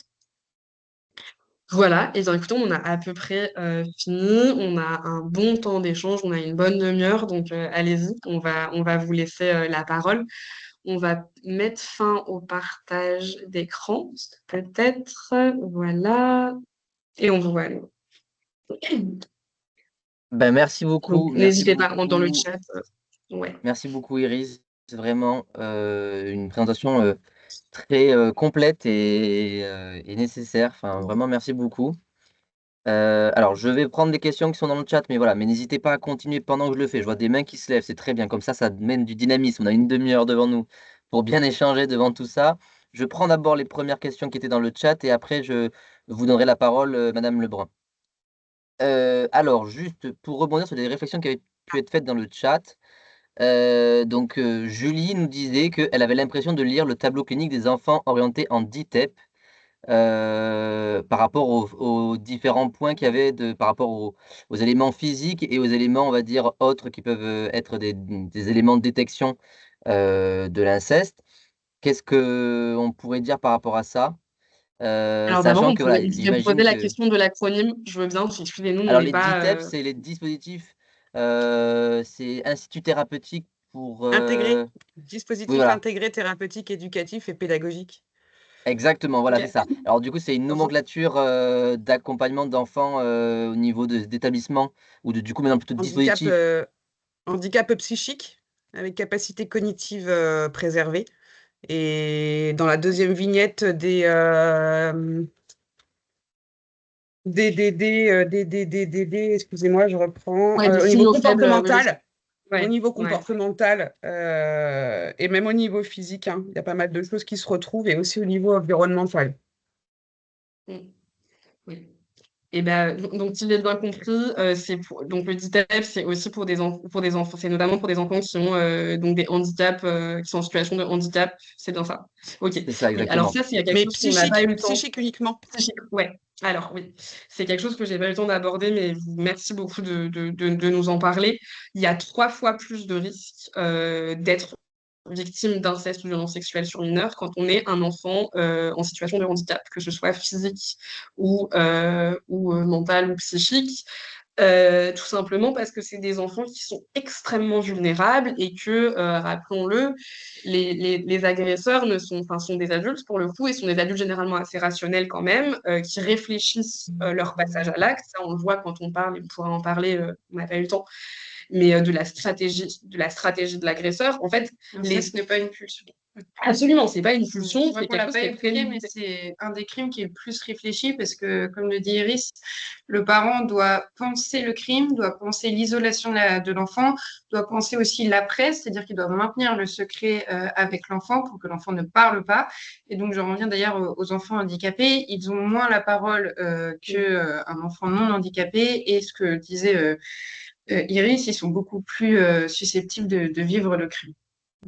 Voilà, donc c'est vraiment quelque chose à avoir en tête quand on travaille en plus dans le secteur du handicap, c'est que c'est encore plus fréquent malheureusement et c'est aussi souvent difficile à repérer parce qu'on a aussi, et puis c'est parce qu'on remarque qu'elle est d'autant plus intéressante pour ça, on a aussi des fois des concomitances de signaux qui pourraient être attribuables à de l'inceste ou des violences sexuelles sur mineurs ou en fait à simplement des symptômes de handicap. Là-dessus, vous pouvez aller voir les ressources que propose Marie Rabatel, qui se spécialise dans la question du handicap et des violences sexuelles sur mineurs. Très bien, merci beaucoup pour cette précision. Il y a un chapitre de la Civis sur le handicap, du rapport de la Civis de 2023 sur violences sexuelles sur mineurs et handicap, qui est aussi assez détaillé. Merci beaucoup. Alors, je vais me dépêcher parce que je vois que beaucoup de mains qui se lèvent et beaucoup de questions, j'imagine, qui vont venir. Pour reprendre dans le chat, une question pour le diaporama, est-ce que nous pourrons la voir? Si vous êtes adhérent et adhérente du GEPSO, oui, nous le mettons à disposition sur normalement sur notre plateforme interne de Dièse. Si ce n'est pas le cas, je vous invite à m'écrire pour qu'on discute de possibles modalités d'adhésion. Voilà, ce sera aussi simple que ça. Alors, question de Vincent qui demandait: «Vous ne préconisez pas d'informer le service d'ASE, on ne fait pas d'EIG?» Alors, je précise, c'est parce que cette question a eu lieu quand, Iris, tu précisais comment on fait quand un enfant est déjà placé et qu'on détecte une logique incestueuse, enfin un possible, passé incestueux, en plus des éléments qui ont conduit au placement. Donc, par rapport à cette question, voilà, qu'est-ce qu'on fait? Encore une fois, EIG, je veux bien les termes. Alors là, par contre, EIG, je n'ai pas non plus. J'avoue que, Vincent, si C'est vous une êtes fiche toujours là, événement EIG. indésirable grave Événement qui est indésirable transmise en grave. général au service gardien, tutelle, financeur, ARS pour les établissements médico-sociaux. Ouais. C'est voilà, c'est une fiche qui permet de transmettre l'événement indésirable grave. EIG, c'est événement indésirable grave. Oui, si, excusez-moi, c'est vrai qu'on a la tête PowerPoint pour spécifiquement un public protection de l'enfance, mais on n'a pas non plus tout dit. Effectivement, moi, quand je dis il faut en informer les autres professionnels, c'est aussi ça, c'est en interne. Je suis désolée, je connais pas exactement les processus qui s'imposent en protection de l'enfance, mais oui, informer systématiquement tous les professionnels en fait qui travaillent avec l'enfant et créer en fait un milieu protecteur. L'idée, c'est de créer un milieu protecteur et aussi de protéger les autres enfants. Donc, il faut que toutes les personnes qui vont être amenées à travailler avec l'enfant soient au courant et que la hiérarchie soit au courant de ce qui se passe, bien sûr. En sachant que du coup, pour, donner le cadre, donc j'avais pas l'acronyme, mais un événement indésirable grave, normalement, ça permet notamment aussi c'est quelque chose qu'on utilise, au niveau des processus administratifs quand il y a des actes de violence qui ont lieu dans l'établissement. Voilà, et donc là, c'est aussi la question, j'imagine, il y a pas vraiment enfin, il y a suspicion qu'il y ait eu des Mm, éléments préalables et donc comme, tu le disais très bien Iris, de possibles répercussions dans les comportements de l'enfant et donc c'est un mécanisme, qui peut être utilisé pour justement avoir cette bonne communication au niveau de l'ensemble des services et notamment des services de l'ASE comme, Vincent, posait la question. exactement. Alors là, j'ai eu beaucoup de questions sur le dispositif ALD. Donc la question c'est 2 questions qui sont en lien avec ça. Dispositif ALD Bien est-il sûr. valable pour un adulte avec prescription de son médecin traitant? Donc quelqu'un qui aurait eu de Mm, l'inceste durant son enfance et qui donc, l'exprime, avec une mm. temporalité assez longue ensuite et Nathalie qui disait: «Nous n'avons jamais entendu parler de la prise en charge psychotraumatisme en ALD. Pouvez-vous nous préciser si l'ALD, les soins sont pris en charge dans le cadre d'un suivi libéral?» Voilà. Mm. Alors, oui, donc pour la question des majeurs, absolument, oui, oui. Et puis c'est généralement les majeurs qui arrivent à réclamer, qui sont en position de le faire, donc oui, absolument. Alors, ce que dit la loi, enfin ce que dit le descriptif du dispositif ALD, c'est que sont pris en charge, tous les soins pris en charge, enfin sont pris en charge longue durée, tous les soins pouvant faire l'objet d'une prise en charge sécurité sociale. Donc, non, pas tous les types de thérapies, mais si par exemple vous avez des psys, alors si je me souviens, si vous avez des psys conventionnés dans le cadre par exemple d'un dispositif non soutien psy, donc qui ont une convention déjà avec la Sécu, normalement on peut aller au-delà des 12 séances par exemple que prévoit ce dispositif. Mais effectivement, il faut qu'il y ait une forme de conventionnement ou de reconnaissance par la sécurité sociale du professionnel. Très bien, c'est très clair au moins. Donc, le conventionnement qui favorise, on va dire, la prise en charge en ALD des psychotraumas suite à de l'inceste. Alors, du coup, j'ai deux autres questions écrites et après, je donne la parole à celles et ceux qui ont gentiment levé la main, en sachant que Palami avait fait la réflexion de dire que parmi les professionnels pensaient à échanger également avec les enseignants. Oui. Iris l'avait très justement souligné dans sa présentation, hein, qu'il fallait pouvoir en parler avec un ensemble de professionnels, notamment donc le corps d'éducation nationale. Donc, Aurélien qui rebondissait sur le sujet des enfants en ITEP et donc possiblement des accointances qu'il y a entre les handicaps de ce type de public qui est accompagné dans ces établissements et des conséquences de l'inceste. Il précise, Mm. y a-t-il des liens de cause à effet avérés dans certains cas entre climat incestuel et inceste qui conduisent à un développement de handicap mental? Bah, ça dépend. Le concept même de handicap mental me semble assez large. Et moi, je ne suis pas psychiatre, mais c'est vrai qu'on a. Bon, les théories varient, mais par exemple, il y a des théories selon lesquelles parfois les troubles du spectre autistique sont aussi en fait un résultat d'une tentative de protection de l'enfant quand il y a eu une violence sexuelle qui est arrivée très tôt. Et oui, bien sûr, le psychotrauma, en fait, mais en fait, être victime, enfin souffrir de psychotrauma, c'est une forme de handicap. Enfin, en tout cas, c'est une pathologie mentale, c'est une maladie, entre guillemets, c'est un symptôme. C'est pas pour autant, enfin, comme on en guérit, on peut pas forcément considérer que c'est un handicap mental, mais oui, la maltraitance infantile peut être à l'origine, j'imagine, de pathologies, de handicap. Je ne sais pas, encore une fois, sous réserve, je suis vraiment pas psychiatre. Voilà, désolée. Pas de problème, bah, c'est déjà gentil de pouvoir donner des éléments d'information et et les questions deviennent techniques parce que forcément la présentation était de grande qualité. Ouais, Donc bien sûr. en général, c'est pour ça qu'on va toujours plus après dans le détail. Je fais vite parce que donc on va donner 5 minutes à chacune des personnes qui ont levé la main pour la question orale. Donc Raphaël qui nous a donné deux questions. Comment accompagner les parents quand les agressions sont produites entre frères et sœurs sans avoir un contexte sexualisé en famille? Et il posait la question aussi comment on peut faire la différence entre, alors je prends les termes qui ont été écrits, entre impulsion et inceste entre mineurs. Voilà, et je Alors, ferai après un petit aparté sur le CVM ouais, qui nous a fait un point. ok, merci. D'abord, oui, on va vraiment revenir sur la question de qu'est-ce qu'on fait quand c'est de l'inceste entre mineurs. Alors déjà, on se rappelle que quand l'enfant qui commet l'inceste sur un autre enfant a, disons, moins de 12 ans au moment des faits, généralement, c'est qu'il a lui-même été victime par le passé, pas forcément par ses parents, ça peut être hors du cadre familial ou par un autre membre de la famille, mais c'est quand même à garder à l'esprit. Et puis, on garde à l'esprit qu'un enfant qui passe à l'acte n'est pas un adulte qui passe à l'acte, ce n'est pas la même chose. Ce n'est pas la même chose, mais il faut quand même conseiller aux parents et enfin, même leur dire que c'est leur obligation légale que de signaler les faits à la justice.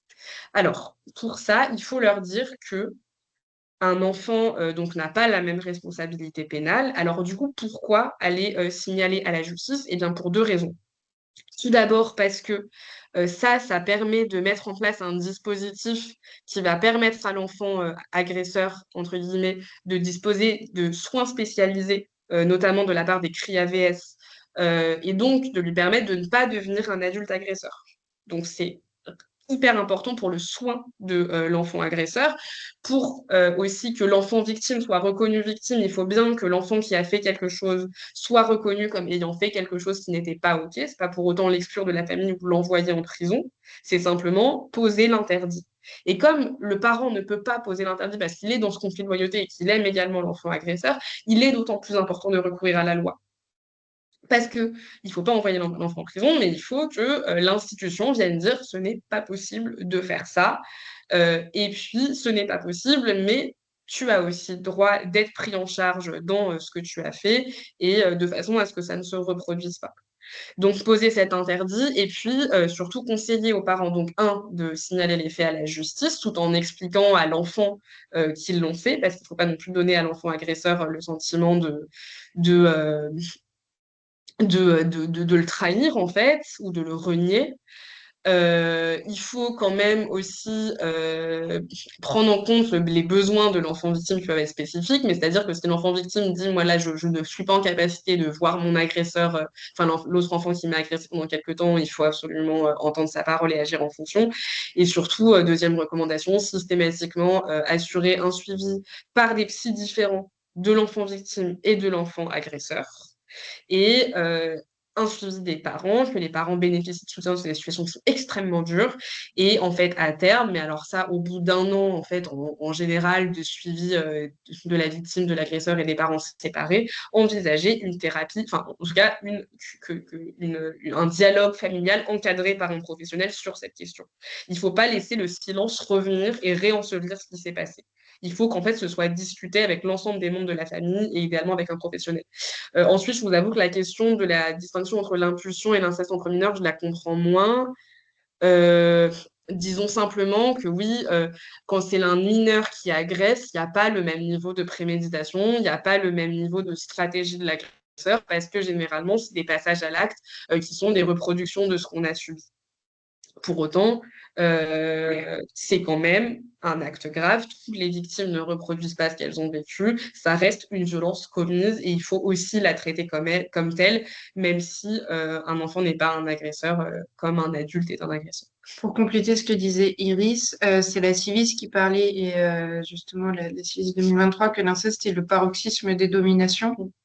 Paroxysme dans le sens où il est encore une fois double, puisque c'est un adulte sur un enfant et dans la grande majorité des cas, un homme sur une petite fille. Donc c'est là où Iris met le petit curseur sur l'inceste entre mineurs. Ouais. Ok. À moins cette domination. Alors, je vais donner la parole à Madame Lebrun, parce que elle, depuis tout à l'heure, elle a la main gentiment levée. Et après aussi, on finira, je pense, et si Annelise de CVM le souhaite, par une petite prise de parole sur les travaux que cette association mène concernant une valise, justement, sur l'élaboration d'une mallette pédagogique pour améliorer le repérage des violences et l'accompagnement des violences en établissement. Voilà, donc je laisse la parole à Madame Lebrun. Et je reprendrai peut-être les questions après qu'il y a dans le chat. Beaucoup de remerciements d'ailleurs, c'est signe d'un bon webinaire. On est ravis. Oui, bonjour. Là, moi, je vais rebondir sur la question du handicap. Moi, je travaille dans un IM Pro, je dirige un IM Pro. On accompagne des enfants avec une déficience intellectuelle de moyenne à sévère.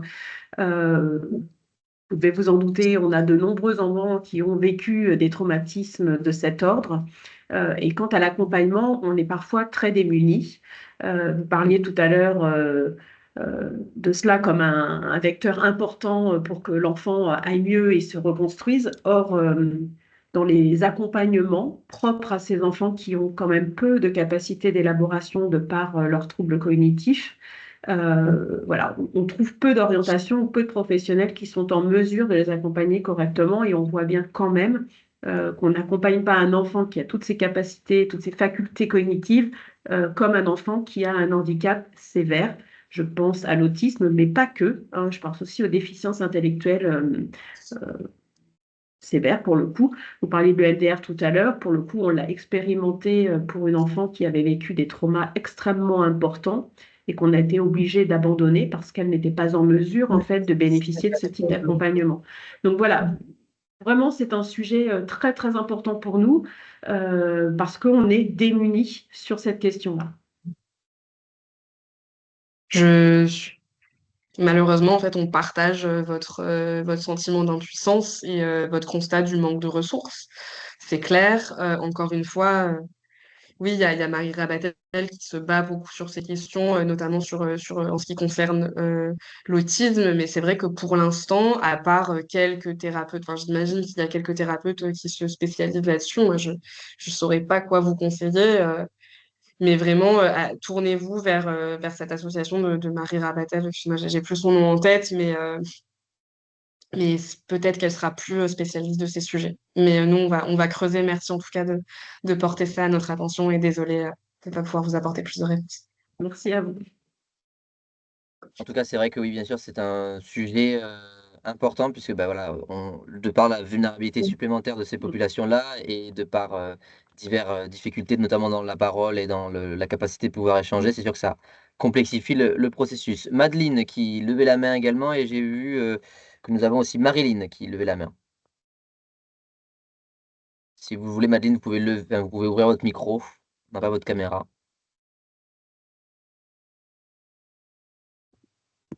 Ou Marilyn, à défaut. Je viens de lever la main, j'ouvre la caméra et tout ça. Donc, l'association de Marie Rabatel, c'est l'AFA, l'Association française des femmes autistes, en fait. Voilà. Ce que je voulais dire, c'est que je pense qu'en premier lieu, il y a beaucoup de personnes non oralisantes qui ne sont pas entendues de leur place de victime. Et ça empêche de commencer le travail pour beaucoup.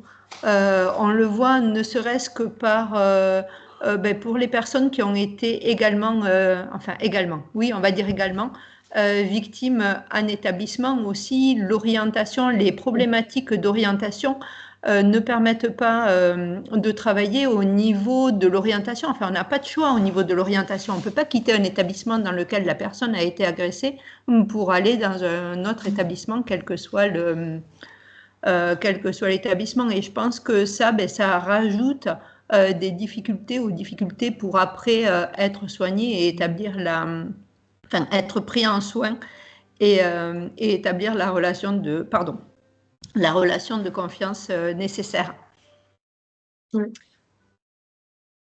mais c'est vrai qu'en fait, on s'inscrit aussi dans une problématique qui touche à beaucoup d'autres sujets, enfin, qui est un manque de moyens criant pour le handicap, un manque de moyens criant pour la protection de l'enfance, pour la justice. C'est vrai que le niveau de drame qu'on atteint dans les situations d'inceste et de violence sexuelle sur mineurs, surtout sur des publics en plus particulièrement vulnérables, est en fait un symptôme de plus globalement une politique sociale et des moyens défaillants pour une politique sociale qui manque, quoi, et que là, on se retrouve, c'est des facteurs aggravants, et là, malheureusement, nous, on est aussi démunis que vous dans ce contexte. Et déjà, merci pour votre webinaire, il était juste parfait. Et vous avez parlé de l'importance d'entendre, en fait. Et justement, il y a beaucoup de personnes en situation de handicap qui, encore plus ne sont pas en capacité d'être entendues. Par tout un tas de préjugés qu'on peut avoir et je pense que ça c'est quand même un des gros problèmes et plus on est entendu tard, plus c'est difficile après de travailler. Merci en tout cas. Merci à vous. Merci beaucoup. Alors je sais pas si on avait tout à l'heure on avait Aurélie qui a voulu prendre la parole, mais je crois que c'était par rapport à une question qui était dans le chat, donc on va pouvoir aussi la donner. Et donc Madeleine qui nous a mis par écrit la question. Donc elle avait deux questions. Un enfant de 14 ans agresseur sur sa petite sœur est-il certainement une victime de fait? Et deuxième question, existe-t-il un volet sur l'accompagnement des mineurs coupables d'inceste dans le déni de la situation? Voilà. Alors, nécessairement non, pas forcément nécessairement victime. La question se pose encore une fois, et c'est là-dessus aussi qu'il va falloir signaler parce que c'est tout l'objet aussi de la prise en charge de l'agresseur comme agresseur, c'est aussi de comprendre s'il a été victime.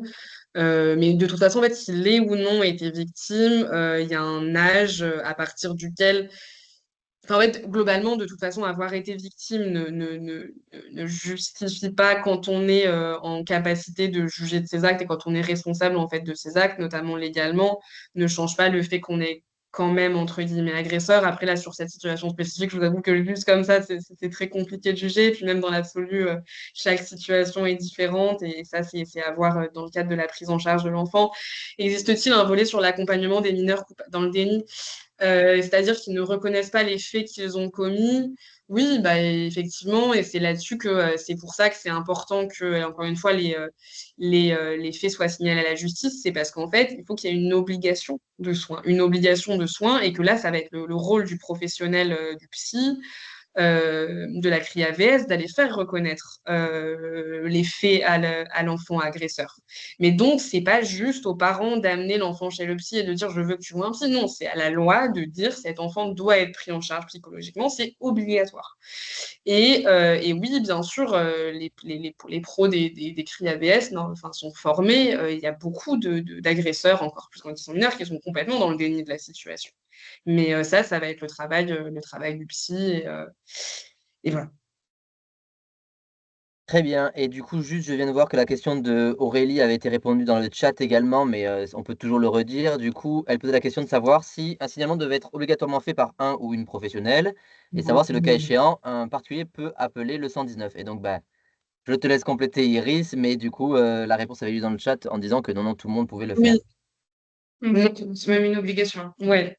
Voilà, on vous rappelle la loi quand même, toute personne ayant connaissance d'un crime ou d'un risque de crime, je crois, sur un mineur et ne signalant pas les faits à la justice, c'est sous le coup d'une peine qui peut aller jusqu'à 3 ans de prison et 20 000 euros d'amende, si mes souvenirs sont bons, je ne suis pas sûre qu'il le soit.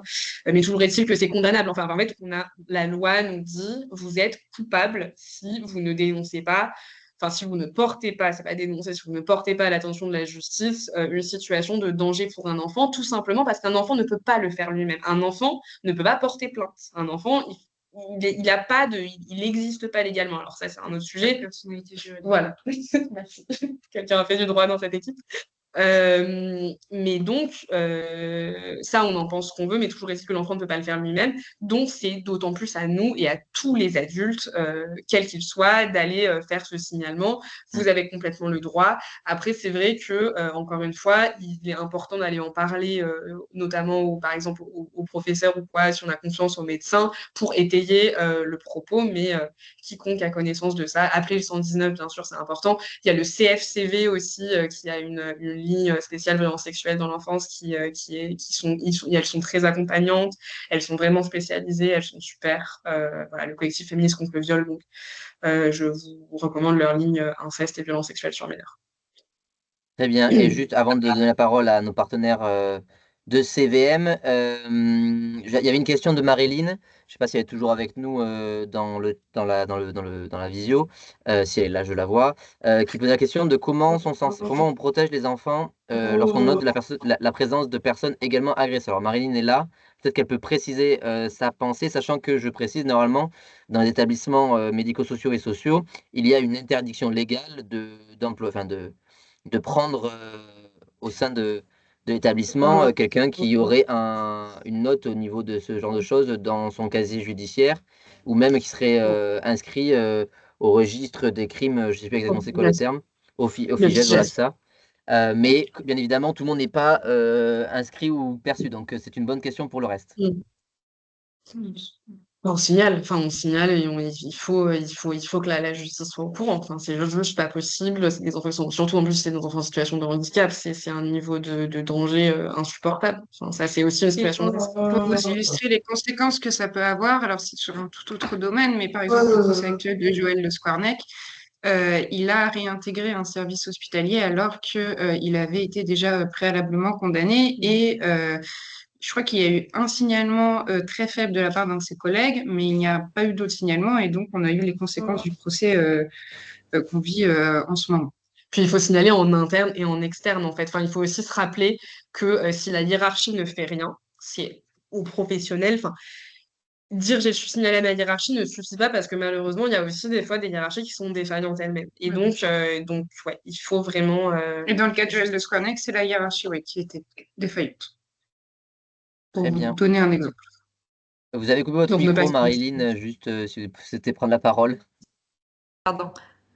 Et dans ce cas-là, on signale selon les mêmes mécanismes. Procureur, enfin, c'est le même mécanisme de signalement ou c'est un autre mécanisme de signalement? Alors, c'est une super bonne question. Moi, je pense que oui, vous pouvez. Très franchement, je vous dirais appel 119, ils seront plus clairs sur ces questions juridiques. Là, tout de suite, je vous dirais oui. Dans les faits, excusez-moi, je vous dirais vérifier auprès du 119. Mais je pense que oui. Moi Merci. aussi, j'ai pas la certitude de réponse là.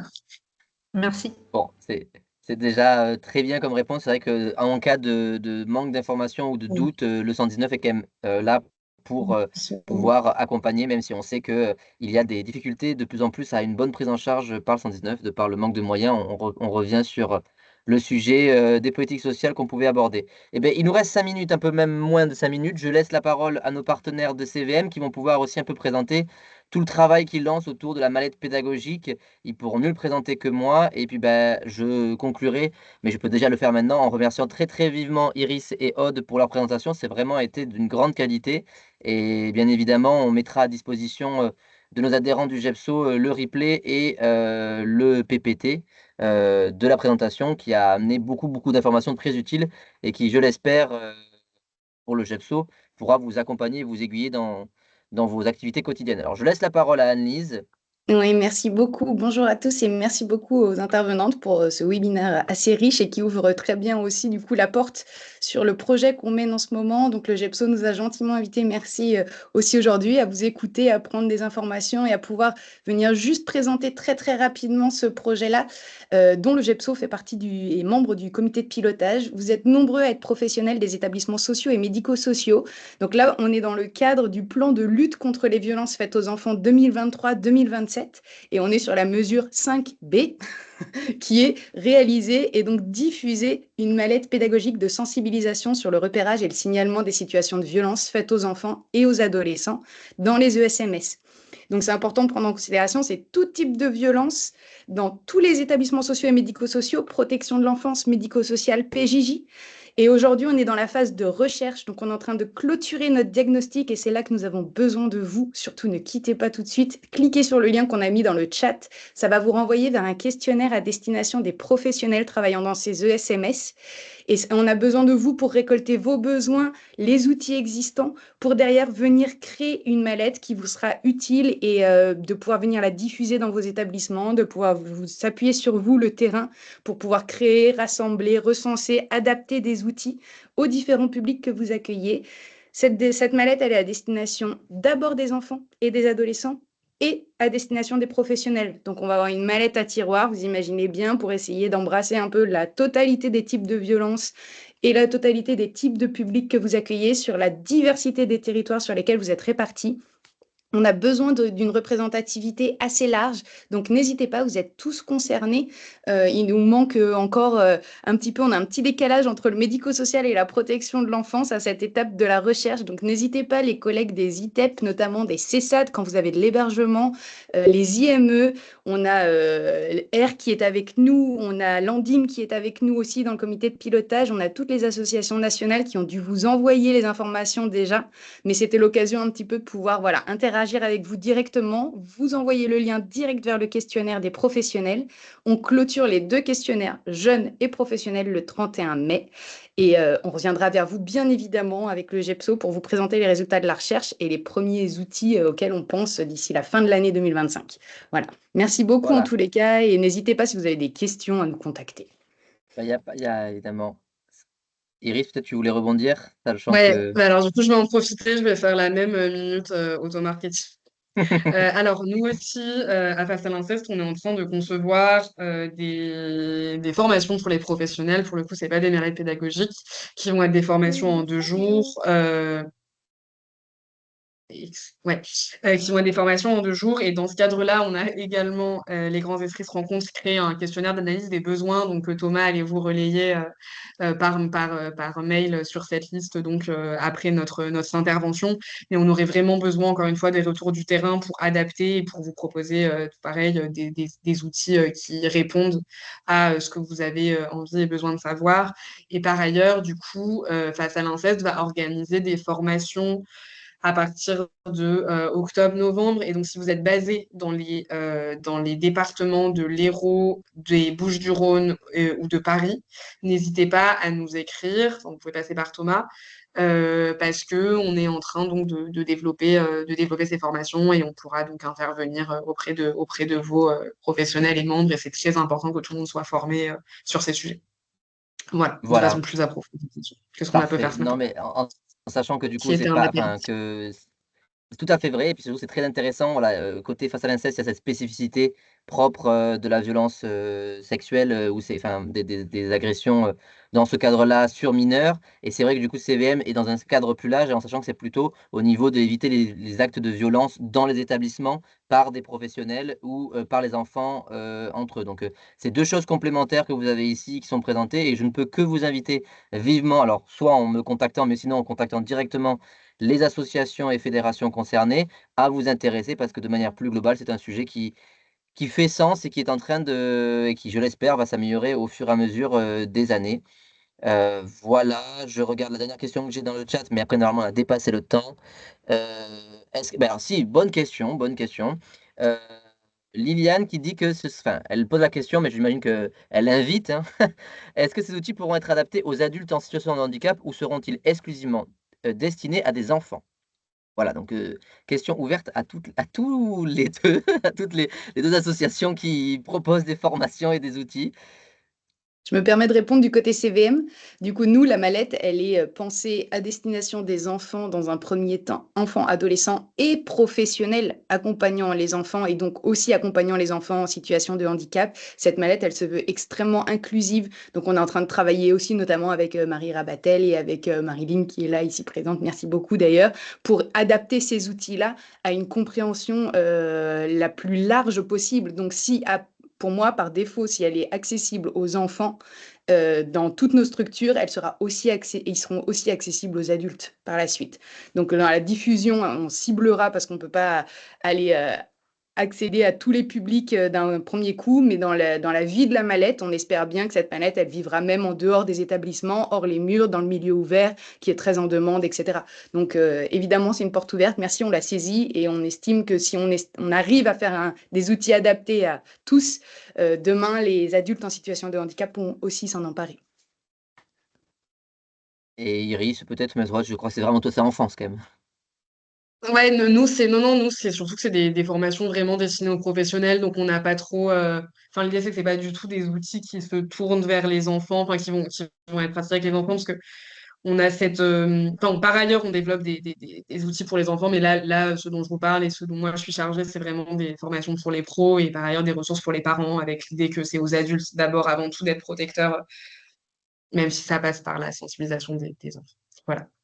Bon, bah, super. Bah, vraiment, Ok. je conclus sur cela. N'hésitez pas à venir, aider, soutenir, ces associations qui font un bon travail, un véritable, travail d'importance et qui servira en premier lieu l'ensemble des professionnels, qu'ils soient adhérents du GEPSO ou pas d'ailleurs, hein, parce qu'aujourd'hui on avait beaucoup de monde qui était présent. Et donc voilà, donc vraiment, merci, merci, merci encore, Iris et Merci à Aude vous. pour votre présentation. Et beh, du coup, comme, signalé, on mettra à disposition les éléments du replay et du PPT pour nos adhérents. Si jamais vous avez des questions sur le GEPSO et sur, possiblement pour vous investir, même si vous n'êtes pas en établissement public ou même si vous êtes, voilà, juste un citoyen, on va dire, ou une citoyenne engagée sur ce sujet, n'hésitez pas à me contacter également. Vous avez toutes et tous normalement mon adresse mail, si vous avez pu vous connecter aujourd'hui. Et puis, ben voilà, encore une fois, je remercie, Face à l'inceste pour ce webinaire et je vous souhaite à toutes et à tous une bonne, après-midi. Merci Merci à vous. beaucoup. Au revoir. Merci, au Au revoir. revoir.